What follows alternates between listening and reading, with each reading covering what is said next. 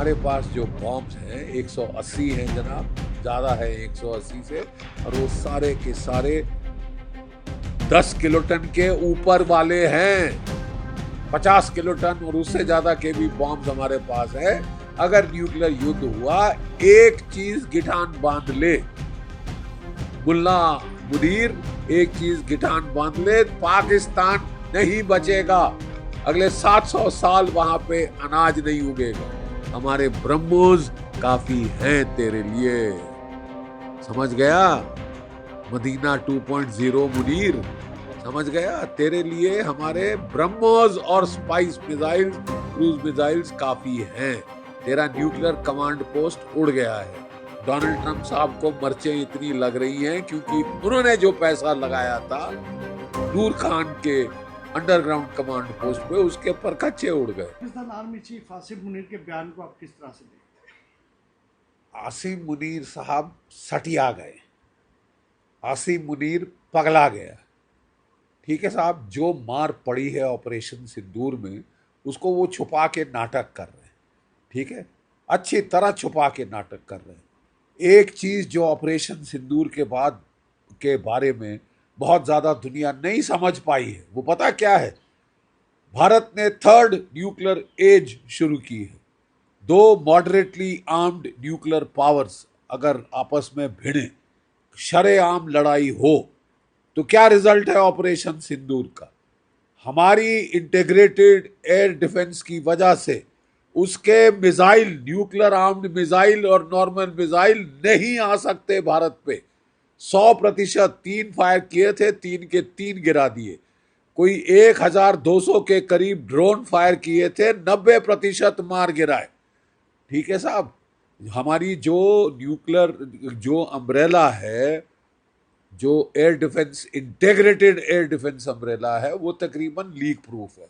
और हम केवल रक्षात्मक पे नहीं सीमित रहते, हमने आगे बढ़ के जहां से उसके 4 एयर बेसिस से उसके फाइटर विद बॉम्ब्स उड़ सकते थे, जकोबाबाद, रहीम यार खान, सरगोदा, हमने उनके परखच्चे उड़ा दिए सर। जो रहीम यार खान की एयर स्ट्रिप अभी तक चालू नहीं हुई, जहां उनके स्टोर्ड थे न्यूक्लियर बॉम्ब्स, ठीक है, वो थे आपके चगाई और किराना हिल्स में, उनको ठोका है। उनके जो द्वार पे इलेक्ट्रिक मोटर्स लगी थी सीमेंट कंक्रीट के गेट खोलने के लिए, उनका ठोक दिया है।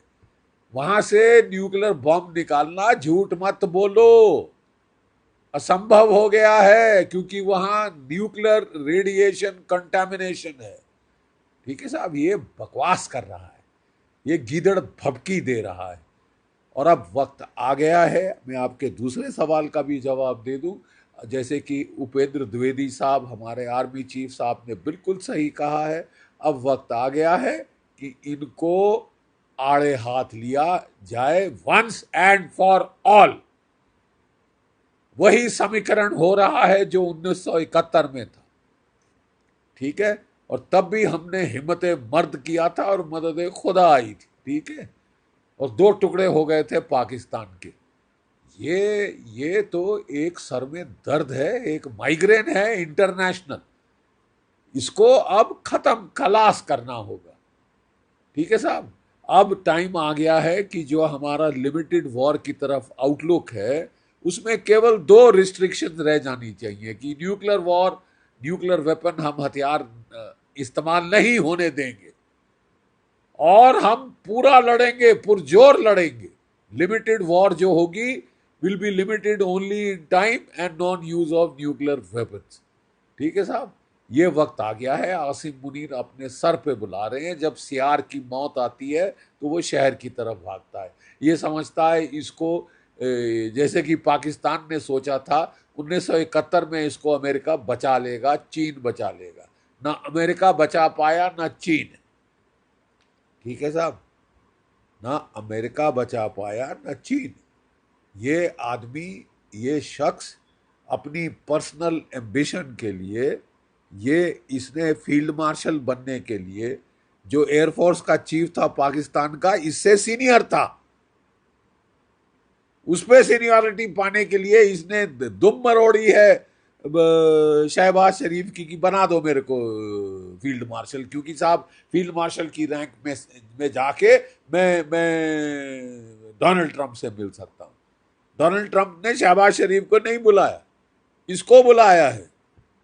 कैसी सरकार है ये साहब कि जिसका जो मुलाजिम है उसको बुलाता है पाकिस्तान का फील्ड मार्शल को बुलाता है डोनाल्ड ट्रंप, उनके प्रधानमंत्री को नहीं बुलाता, उनके प्रेसिडेंट को नहीं बुलाता, क्योंकि वो मुखौटे हैं।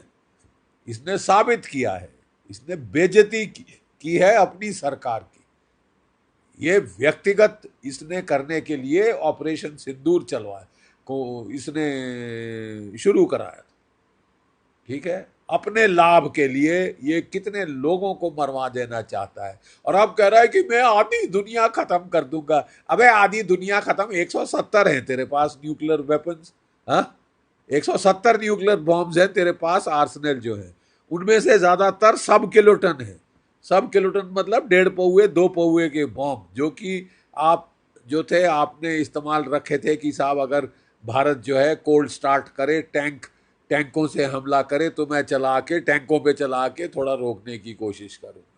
ठीक है साहब, हमारे पास जो बॉम्ब्स हैं 180 हैं जनाब, ज़्यादा है 180 से, और वो सारे के सारे 10 किलोटन के ऊपर वाले हैं।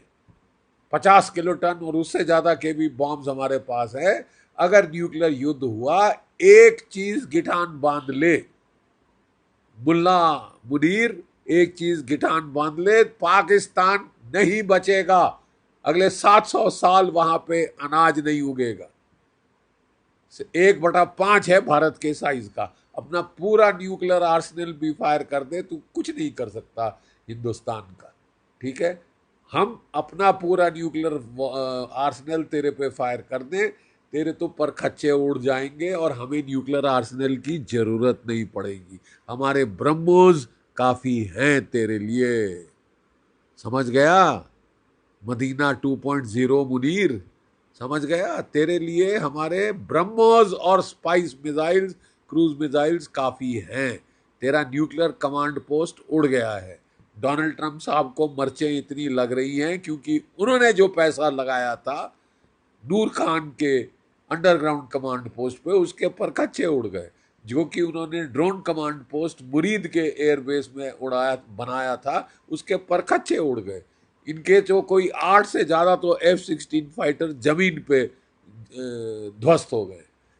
इनके जैसे हमारे एयर चीफ साहब ने साफ बता दिया है, 5 जेट फाइटर नॉकआउट किए हैं हमारे S-400 ने, और एक बड़ा जहाज या तो AEW या एलिंट एयरक्राफ्ट, ये 300 किलोमीटर की ज्यादा रेंज पे ठोक दिया।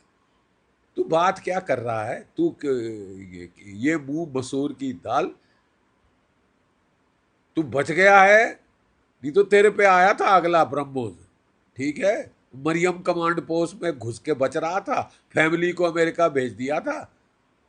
तू अमेरिका में घर बनवा ले, वहीं पे रह, वही वो भी तेरे लिए शायद सेफ नहीं होगा। आसिम मुनीर, मुल्ला मुनीर, ये इंसान ने, अब जो इंसान ने अपनी व्यक्तिगत प्रमोशन के लिए लोगों को मरवाने के लिए ये आतुर हो गया है, ये दुनिया में न्यूक्लियर वॉर चलाना चाहता है, तो साहब आप जो है, आपको तुम्हारी इच्छा पूर्ण होगी, लेकिन इसको अब जो है ऐसे डेंजरस न्यूक्लियर टेररिस्ट को खत्म करना अब बहुत जरूरी है।